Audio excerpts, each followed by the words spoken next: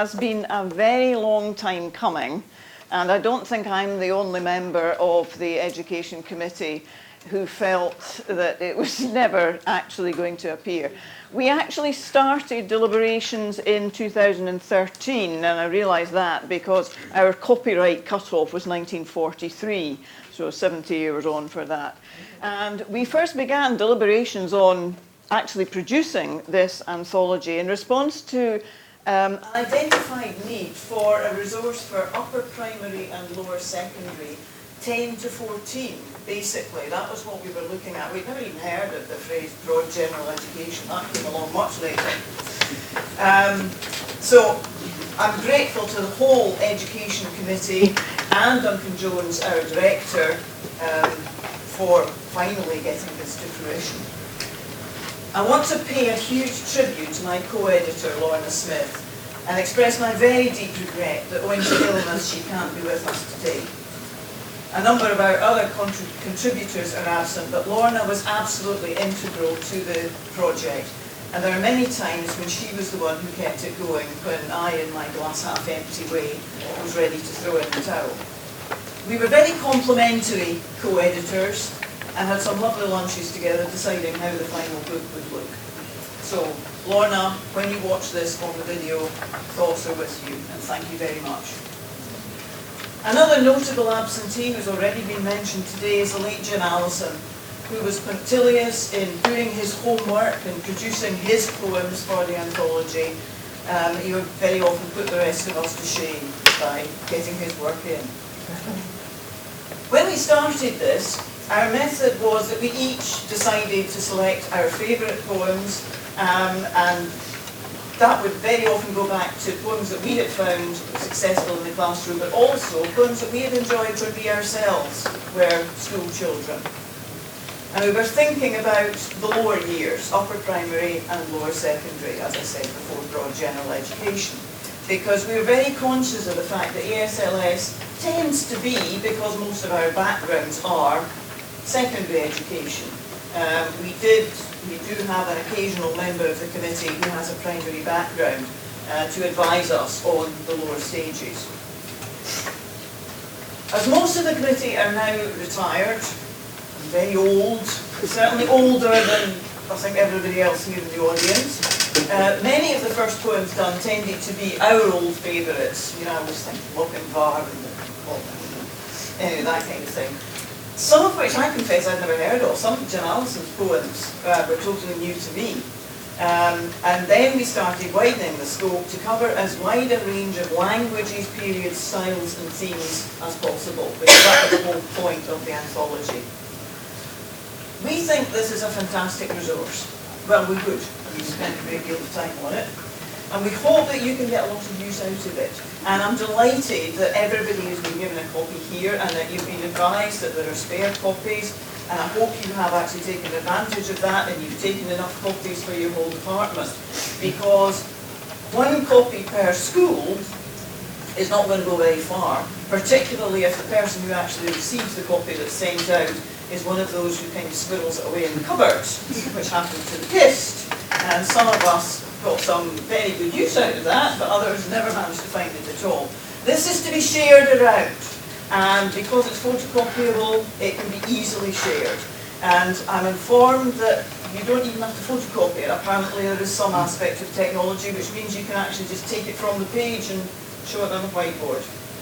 Beyond me, but yeah, I see it all, so obviously it can be done. We must thank the Scottish Government for the funding for this, because it has been a pretty big undertaking, and we at ASLS could not possibly have funded it without that support. So as I said, don't hide it away for personal use, no matter how tempting it is. We hope you do find it tempting to say, oh, this is mine, I'm going to use this and I'll be doing something different from everybody else.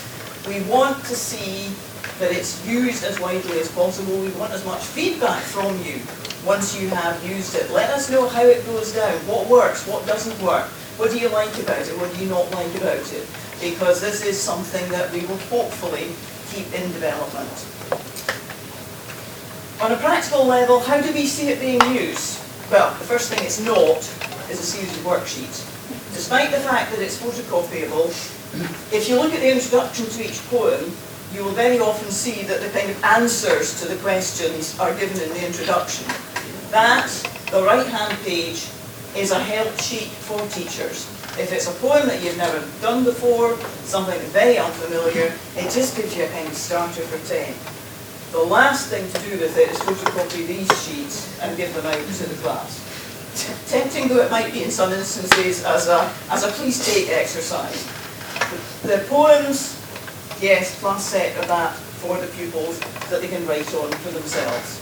But use the resource for your own information, your own help, your own starter, and then take it wherever you want. That is not prescriptive at all.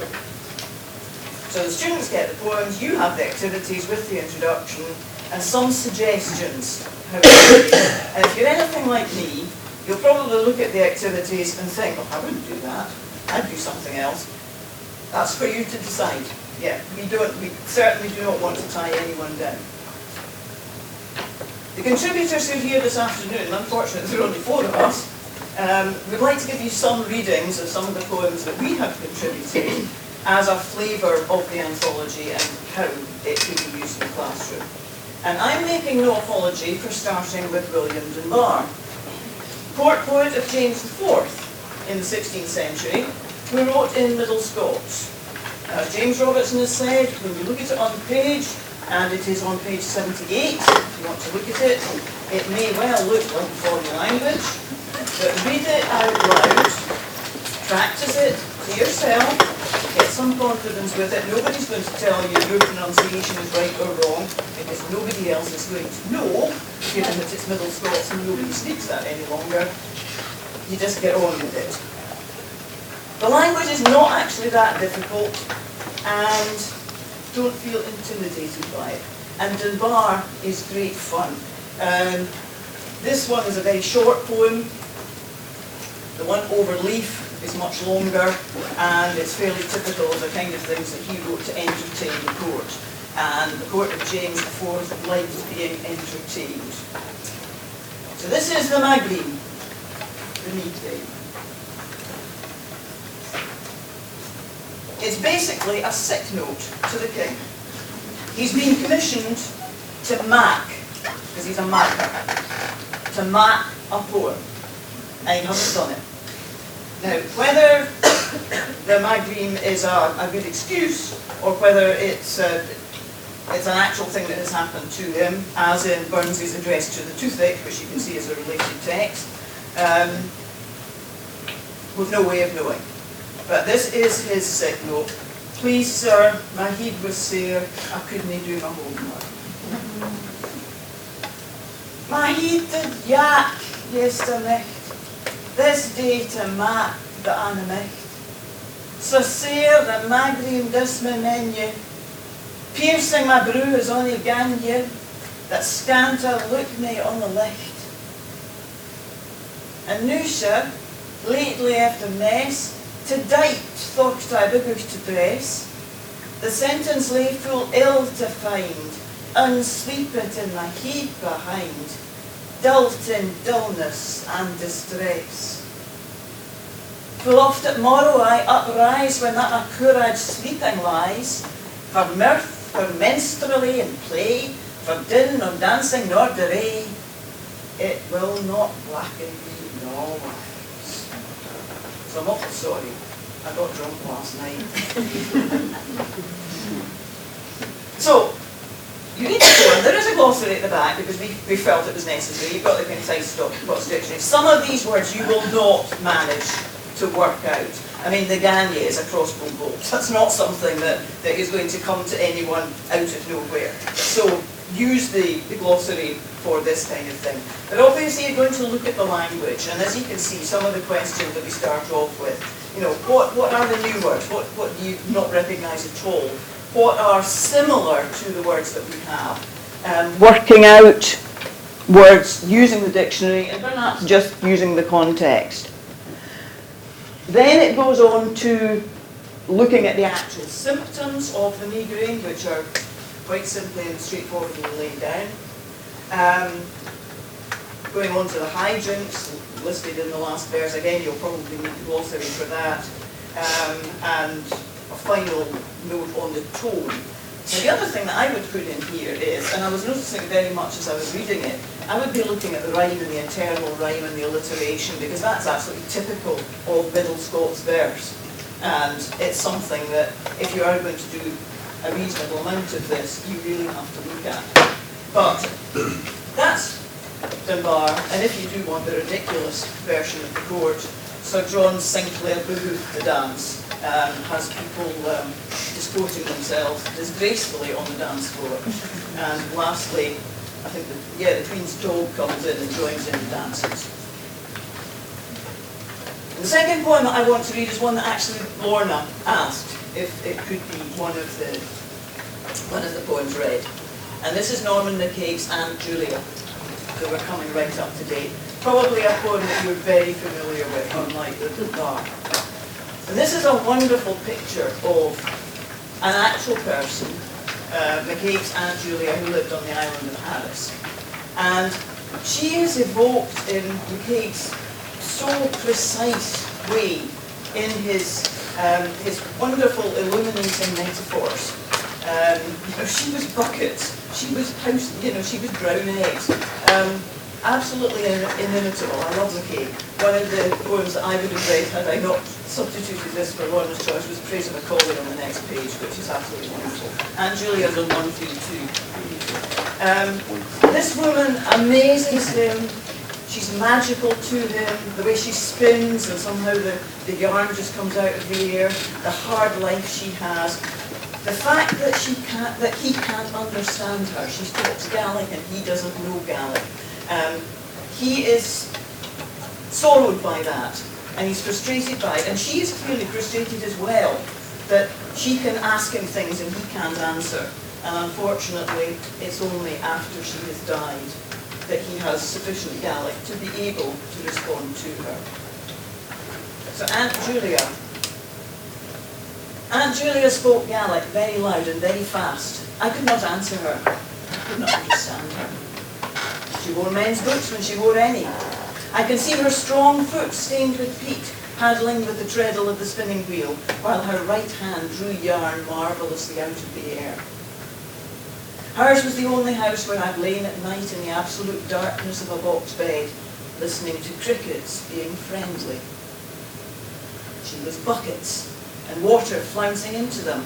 She was winds pouring wetly round house ends. She was brown eggs, black skirts, and a keeper of 30 bits in a teapot. Aunt Julia spoke Gaelic very loud and very fast.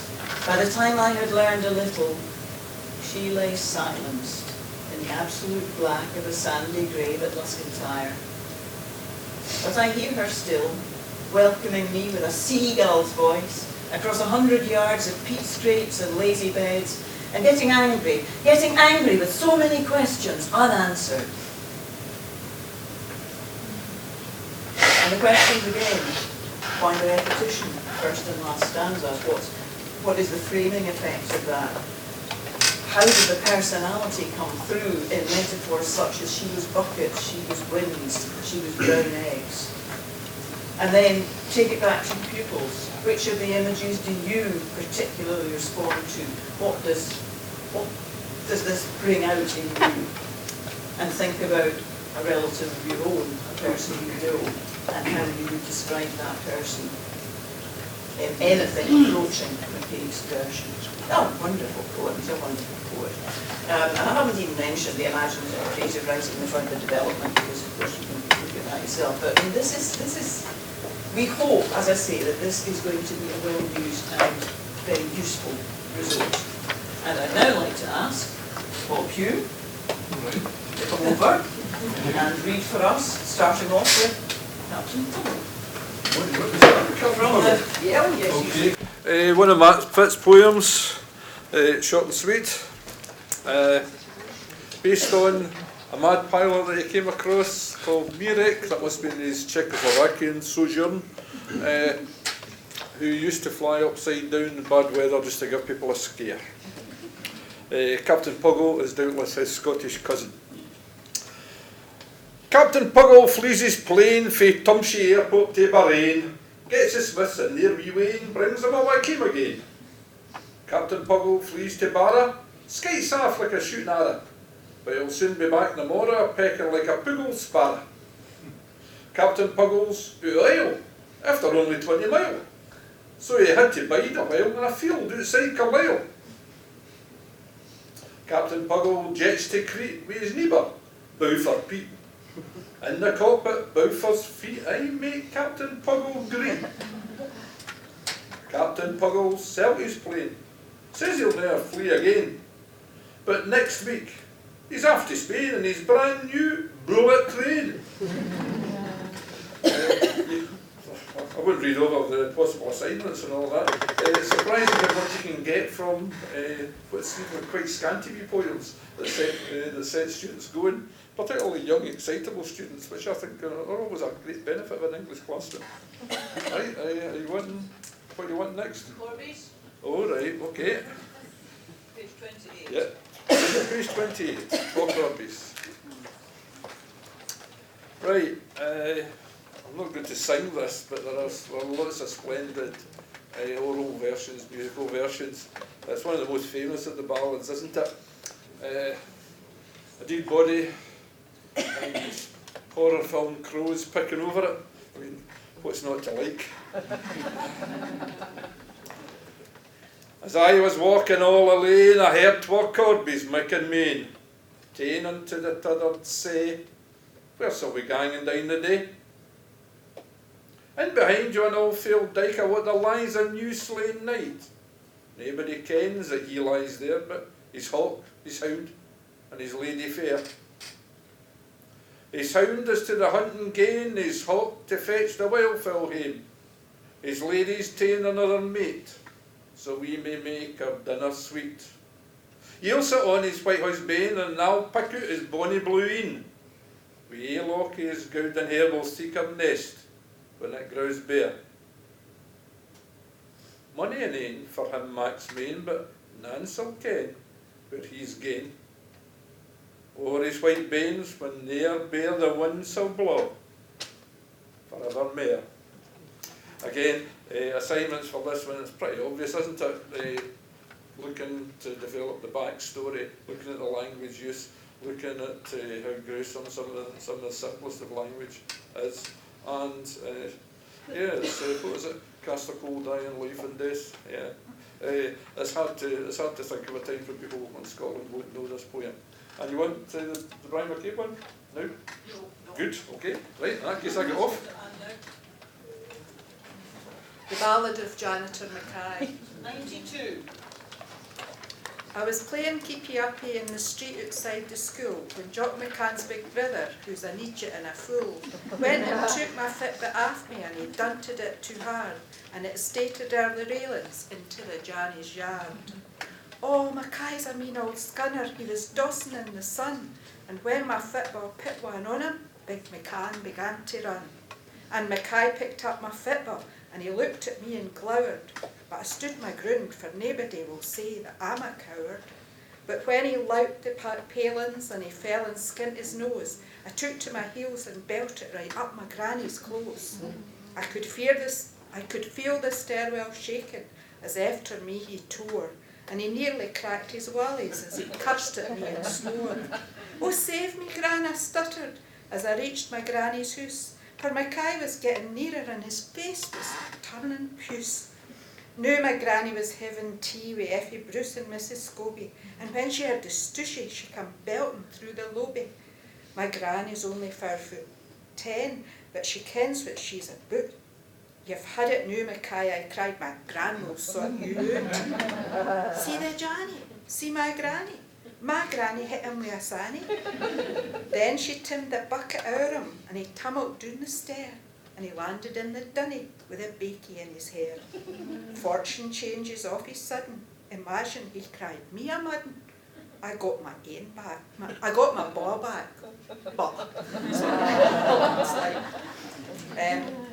So this is a rare one to teach, and it's a ballad, and you can do ballads, and you can get them to make up their own wee stories. And looking maybe back to your own childhood and what the janitor's the boss, isn't he? He's the absolute boss of the school. So, you know, you could use all that. So that's that one. Do you want the other one? Is it the Tom Leonard?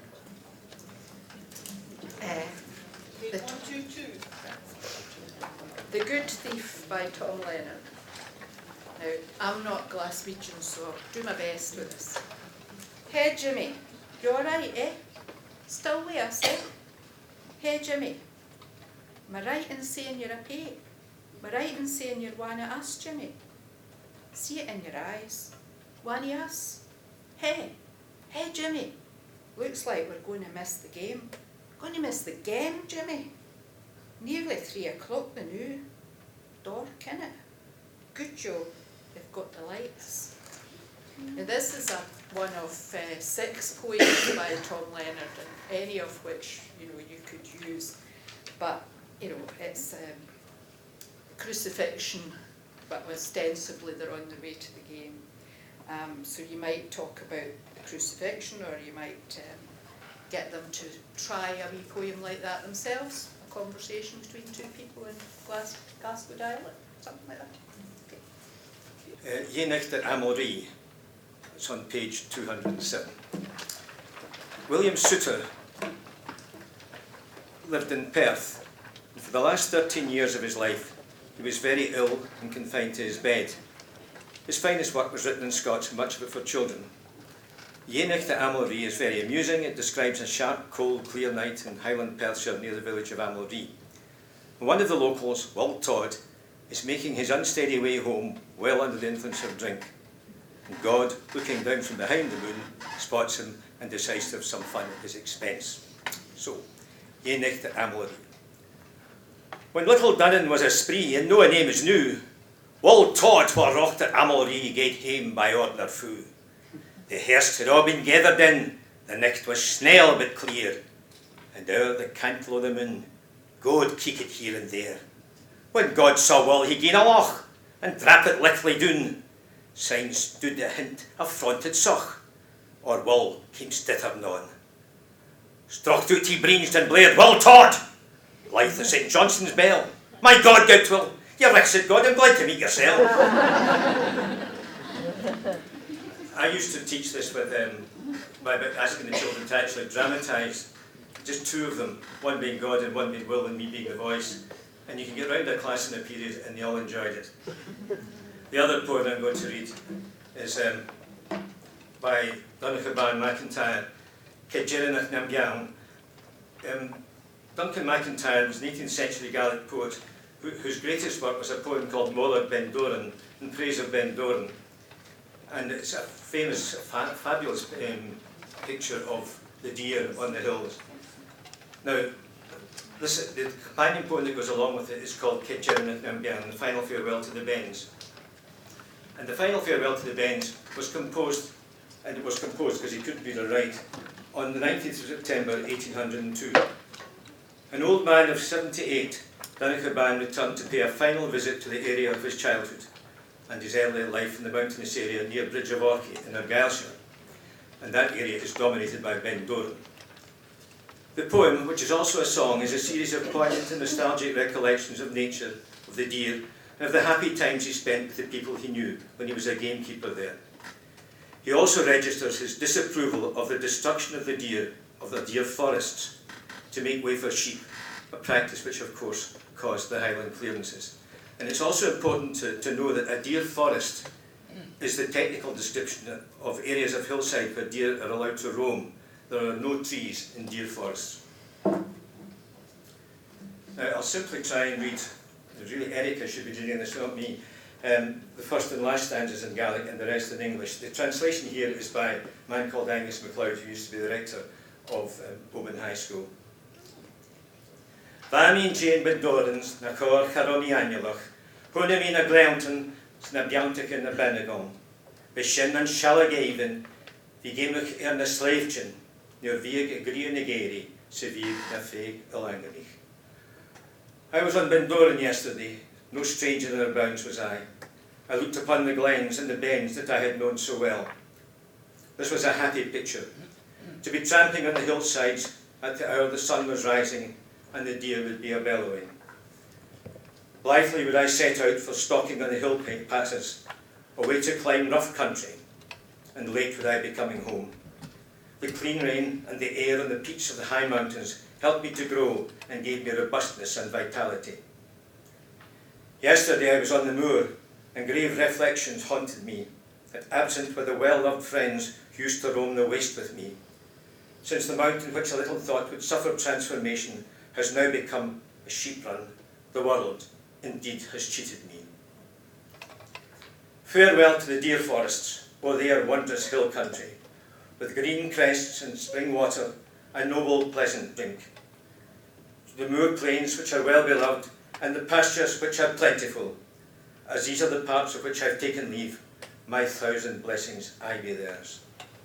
O hori business vriend, ons murdertje na biananiert, de biller oon is virus, joch oosel, revig kennelte.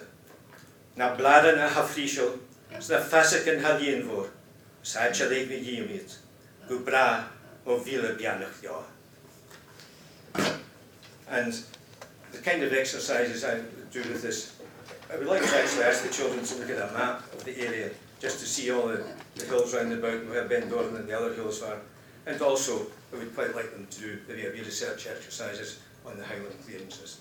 Okay.